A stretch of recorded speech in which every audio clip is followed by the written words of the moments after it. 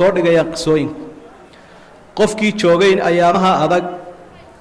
qiilay u kordhinaysaa iyo xusuus la yaab leh oo uu garanaya isbeddelka uu helay iyo awooddu ilaahay u kordhiyey qofka sida inagoo kale aan jooginna xadadkii iyo dhacdadaasi qisadu dhex geynaysa isagoo la nooloo kale oo dagaalkii ka qayb gelaya oo mashadkaa iyo goobtaa u joogoo kale ayaa u sawirayaan sidaa daraaddeed waxaa ku soo noqnoqonaya qisada erayga id ah id baa soo noqnoqonaya ilaahay baa wuxuu leeyahy waid gadawta min ahlika tubawi'u lmu'miniina maqaacida lilqitaal id tusciduuna walaa talwuuna calaa axad id hama طaa'ifataani minkum an tafshala ereygaa id wuxuu tilmaamayaa muuqaalkii horaa la sawiraya bal xaaladaa ka waran xaaladaa ka war xaaladda marka arrinku sidaa iyo sidaa ahaa qisadani waxay noo muujinaysaa hasiimadu ama jabitaanku inaanu ahayn dad dhinta laakiin mabda oo dhinta uu yahay inay dadku dhintaan ma aha arrintu laakiin waa inaanu mabduu dhimanin sidaa daraaddeed baa ilaahay ummadda islaamka walaa tahinuu walaa taxzanuu waantum alaclowna in kuntum mu'miniin hana daciifina hana tamardaraanina idinkoo sarreeya oo mabdii sarreeye watay mabdii sarreeye islaamka ahaa idinkoo wada in yamsaskum qarxun faqad massa alqowma qarxun milu waxaa ilaahay leeyahay haddii iyagu ay dhibaata ku dhacday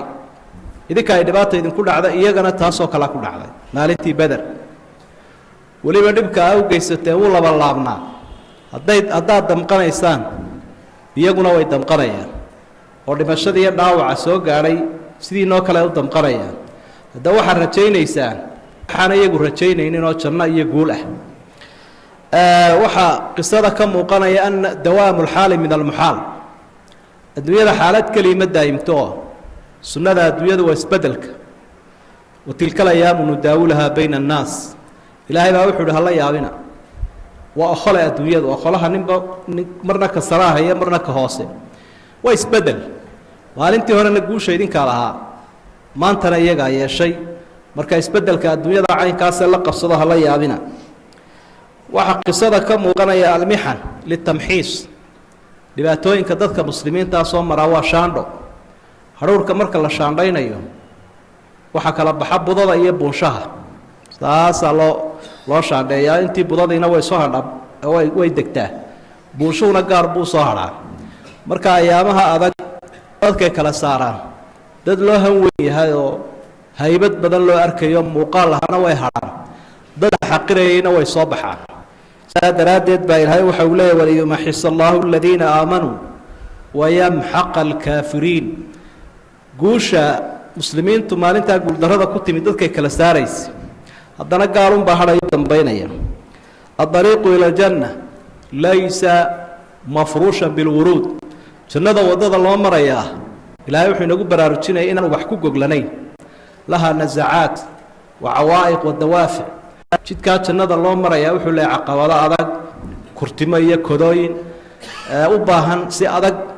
in lagu dhaafo lagana badheedho sidaa daraaddeed baa ilaahay wuxuu leeyahay am xasibtum an tadkhuluu ljanna walamaa yaatikum maalu aladiina khalow min qablikum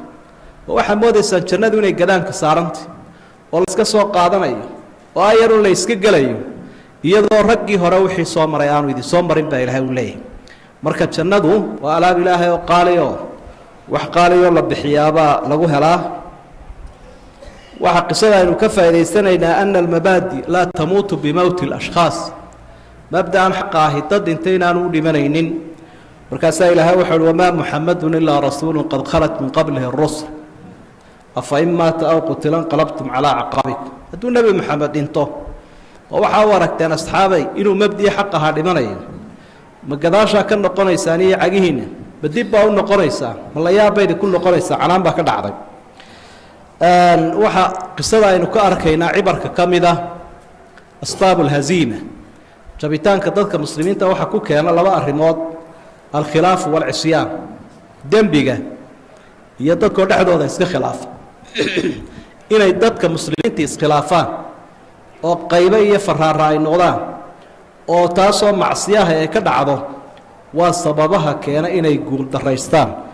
markaasaa ilaahay waxa uu leeyahy walaqad sadaqakum allahu wacdah id taxusunahum biidnih xataa idaa fashiltum watanaasactum fi lamri wacasaytum sawkii ilaahay idiin hirgeliyey guushii uu idiin ballanqaaday sawkiidii siiyey soo idinkii garaacayay waa laftaa lagu tiiriyo way yaaceen way firdhadeen cadowga waa lala kacay ilaa aa fashilanteen oo iskhilaafteen oo nebiga caasideen buu ilahay yihi subxaana wa tacaala hazimada ama khilaafkana had iyo jeer waxaa u sababa anfac adduunyo la doono magaca adduunyada maalkeeda madaxtinimadeeda haddii saddexdaasiba meesha yimaadaan muslimka khilaaf bahanti u ah maantana muslimku wuxuu isku haystaa waa saas mid baa magac doonaya mid kalaa kursi iyo madaxtinimo doonayo le dabada ii saar mid kalaa le ii qaraydh aniga maalka ama anigaabuu igu fiican yahayba waxaan lahayaa maalintaa ilaahay waxyaabaa asxaabta ku eedeeya waxaa ka mid a minkum man yuriidu اdunyaa wa minkum man yuriidu اlaakhira waxaa idinka mid a qaar adduunyo doonaya meelaha laydinka raacay bay ka midti oo qaniimada xaggeeda eegay oo halkaasaa laydinka soo galay asxaabta ka mid ah reer ansaareed wuxuu lahaa mabaan moodayninba asxaabta iyada inay ku jiraan rag adduunyo doonaya laakiin waa kaa ilaahay sheegayoo waan rumaysanayaa buui waxaynu qisada ka arkaynaa muhimata shuura fi lislaam kollayba inaan laga maaramaynin wadatashiga waxa la idhaahdo asxaabtii sidaa nebiga uga cararay ee guuldarradu xaggooda ka timi haddana ilaahay waxau uhi subxaana wa tacaala washaawirhum fi lamr la tasho faidaa cazamta fatawakal cala allah iska dhaafoo u dulqaado oo dadka wanaagsani waa dadka way u sabraane lana tasho go-aanna qaado ilaahayna tala saara subxaanahu wa tacaala qisada waxyaabaha inoo muujinaysa waxaa ka mid ah asbaabu alhaziimati kulluha min cindina haddii wax dhacaan meel kale yaynaan ka doonin col baa yimi abaar baa timi cudur baa yimi wax kasta oo kugu dhaca ha odhanin ilaahay baa iga eexday iyo isagaa i dulmiyey laakiin waa inaad ogaataa cudurkaa kugu yimi caaridkiisu ama sababta keentay in xaggaaga ay ka timid asxaabtana maalintaas saas buu ilaahay u sheegay awalamaa asaabatkum musiibatun qad asabtum milayha qultum annaa haada qul huwa min cindi anfusikum buu ilaahay wixii maalintaa idinku dhacay uxud miyaa la yaabteen ma waxaad tidhaahdeen war inagoo nebigiinala joogo oo asxaabtiia waxaan inagu dhacay maxaaha war maxaa ina helay min cindi anfusikum buu ilaahay idinkaa waxaan idinka yimaadeene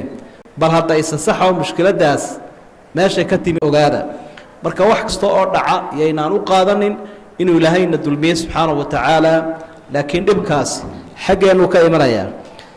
qisadu waxay noo muujinaysaa laa ya'sa min islaaxi mujtamac inaan laga quusanaynin bulshada in la hagaajiyo xataa kuwooda ugu gef badan ama ugu adadag ama ugu qallafsan waa in la baadi doonaa sidii loo soo xerogelin lahaa oo tabarta badan ay islaamka kaga hor imanayaan looga faa'iidaysan lahaa dagaalkaa isagaa saddexdii nin ugu adkaa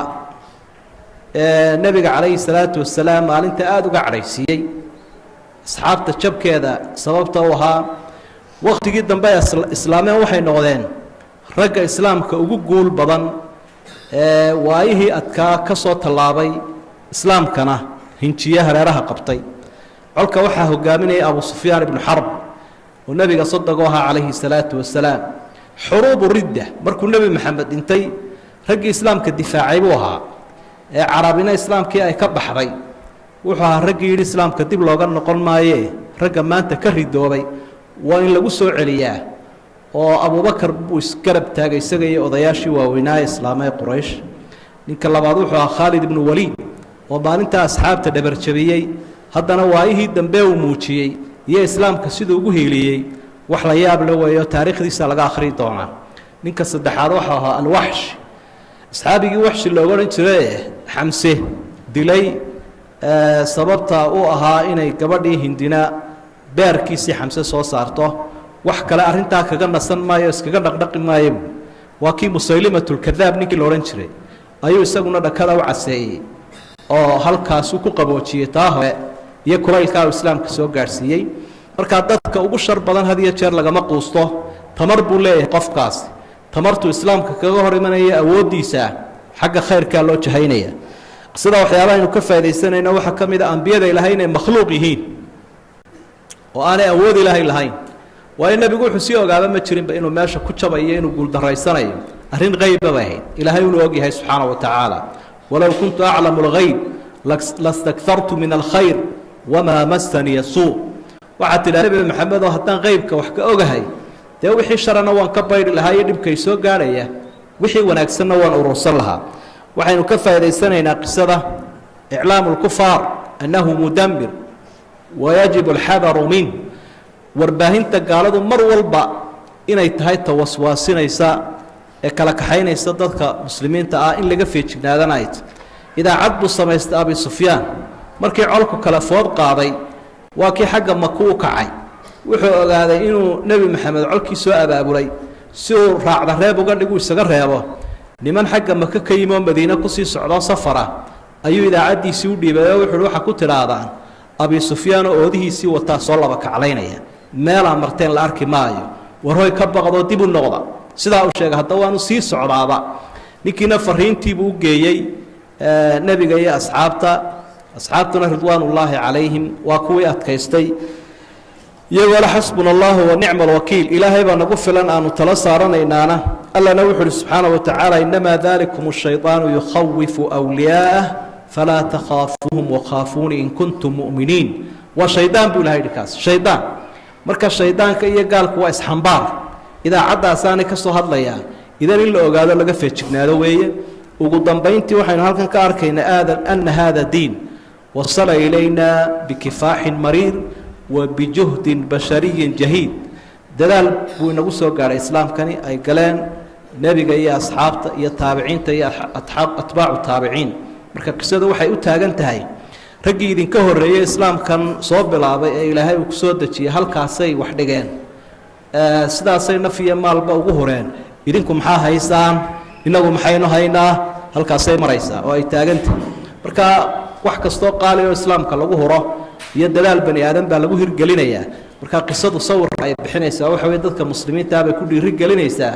in aanay halkooda fadhiisanin halkaa nebigii asxaabtu ay dhigeen ay kasii qaadaan وصلى اللهم على نبينا محمد وآله وصحبه وسلم